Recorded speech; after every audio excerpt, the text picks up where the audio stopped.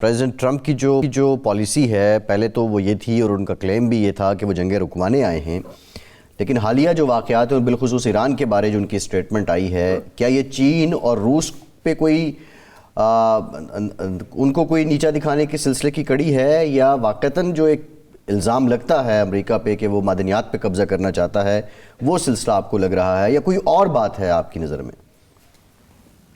جی میرے خیال میں جو سب میں اہم جو موٹیویشن ہے وہ ہے اسرائیل کی دشمنی ایران کے ساتھ، اور امریکہ کی دشمنی ایران کے ساتھ بہت عرصے سے چل رہی ہے، اور وہ سمجھتے ہیں کہ جب تک کہ ایران کی جو موجودہ حکومت ہے وہ قائم ہے تو اس کا ایک چیلنج ہے اسرائیل کی جو مڈل ایسٹ میں ڈومینیشن بنانا چاہتے ہیں، اس پہ رکاوٹ ایران کی سب میں بڑی رکاوٹ ہے، تو وہ یہ جو حکومت ہے ایران کی اس کو ہٹانا چاہتے ہیں۔ یہ تو یہ صاف بات ہے۔ جو بڑی کہانی ہے وہ صحیح ہے آپ کی پرزمپشن کہ چین اور روس کو اس خطے سے وہ نکالنا چاہتے ہیں، ان کی پاور نیوٹرلائز کرنا چاہتے ہیں، تو یہ بہت اسٹریٹجک آبجیکٹیو یہی ہیں،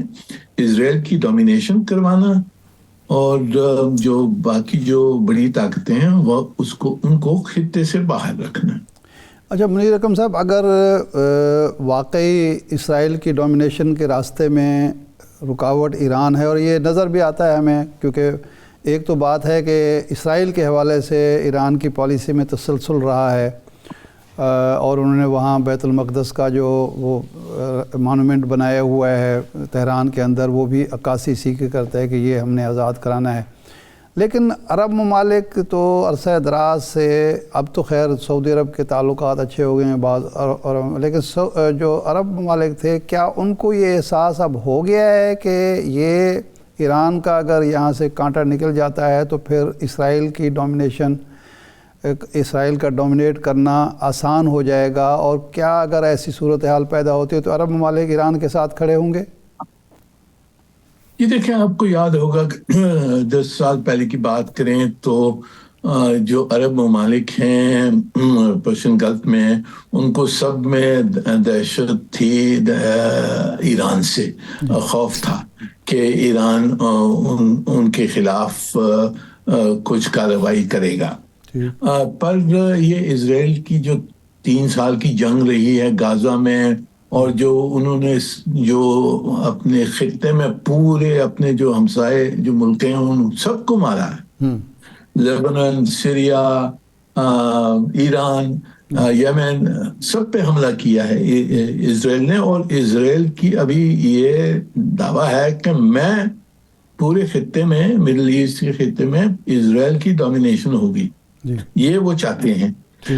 تو اس وقت عرب ممالک جو ہیں ہمارے دوست اور بھائی ملک جو ہیں، انہوں نے سمجھ لیا ہے کہ سب میں زیادہ خوف اس وقت اسرائیل سے ہے، اور ایران سے اب خوف کم ہے، کیونکہ ایران کی جو طاقت ہے اس کے خلاف بھی جو کارروائی کی ہے اسرائیل نے، اس سے بہت کمزور ہو گئے۔ ایران میں جو اب مظاہرے ہوئے، اب تو وہ ایرانی حکومت دعویٰ کر رہی ہے کہ زور ٹوٹ گیا ہے اور عوام حکومت کے ساتھ اظہار یکجہتی کے لیے باہر نکل آئے ہیں۔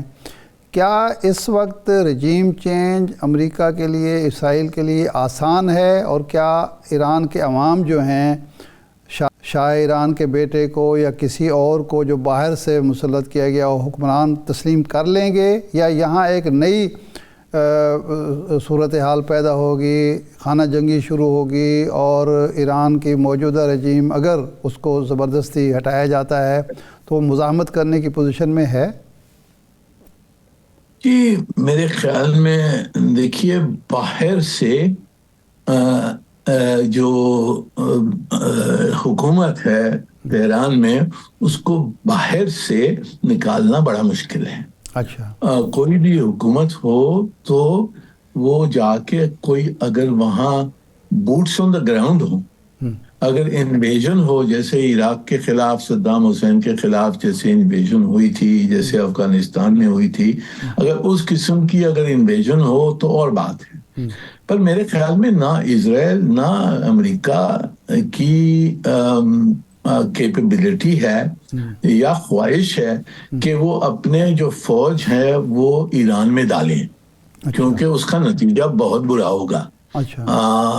تو میرے خیال میں وہ ہوائی اٹیک کر سکتے ہیں، پر آن دا گراؤنڈ انویژن ناممکن ہے. صحیح ہے. تو اگر ایران میں تبدیلی آئے گی وہ اندرونی تبدیلی آئے گی، وہ اگر جو ان کی عوام چاہتی ہے وہ ہوگا. میرے خیال میں باہر سے تبدیلی نہیں آئے گی. اچھا منیر صاحب یہ بتائیے گا، آلدو ابھی آپ نے یہ بات بھی کی کہ بڑا مشکل ٹاسک ہے، لیکن بھارت کی ضمن میں پالیسی کیا ہوگی؟ اگر ایران میں رجیم چینج ہوتی ہے تو وہ آنے والے رجیم کو ویلکم کرے گا یا موجودہ رجیم کے ساتھ کھڑا ہوتا نظر آ رہا ہے؟ جی دیکھیں، اب کوئی ملک اس وقت اپنا ہاتھ نہیں دکھائے گا. انہوں نے دیکھنا ہے اگر کیا ہوتا ہے. بہت کر کے جو موجودہ حکومت ہے ایران میں وہ کنسولیڈیٹ کر لے گی، اور یہ جو ریوولٹ ہے یا ڈیمونسٹریشنز ہیں ان کو میرے خیال میں پہلے بھی انہوں نے کنٹرول سپریس کیا، اس وقت بھی میرے خیال میں اس کو سپریس کر جائیں گے. تو جو بھی باہر کے ملک ہیں وہ پہلے دیکھیں گے کہ جی کیا تبدیلی آنے کا کیا امکان ہے، اور اگر امکان نہیں ہے تو چپ بیٹھے رہیں گے اور ان حمایت کریں گے حکومت سے. اگر وہ دیکھتے ہیں کہ جی اب تبدیلی آ رہی ہے تو پھر انہوں نے جانچنا ہوگا کہ اس تبدیلی میں کون آتا ہے، کس نے پاور لینا ہے. پھر اس کے بعد میں وہ سوچیں گے جی ہمارے تعلقات ان کے ساتھ کیا ہو سکتے ہیں. تو نہ صرف ہندوستان پر سب ملک جو ہیں وہ اب دیکھ رہے ہیں کہ کیا ہوتا ہے. ہمارے جو پاکستان ہے ہمسایہ ملک ہے، ہمارے حق میں نہیں ہے کہ ڈی اسٹیبلائزیشن ہو ایران میں. تو ہمارے حق میں تو یہی ہے کہ سچویشن اسٹیبلائز ہو جائے اور امن آ جائے، اور کس طرح سے جو آپس میں جو مسئلے ہیں وہ حل ہو سکیں. ایران کی مدد کرنے کی ضرورت ہے، اس کی اکنامک اسٹیبلٹی ہمارے حق میں ہے. صحیح. امیر اکرم صاحب اب وینزویلا پہ آ جاتے ہیں. وہاں جو کچھ ہوا، جس طریقے سے وہاں کے صدر کو اغوا کیا گیا، لے جایا گیا، جیل میں ڈالا گیا، اور اب صدر ٹرمپ صاحب کہتے ہیں کہ جناب میں عبوری صدر ہوں.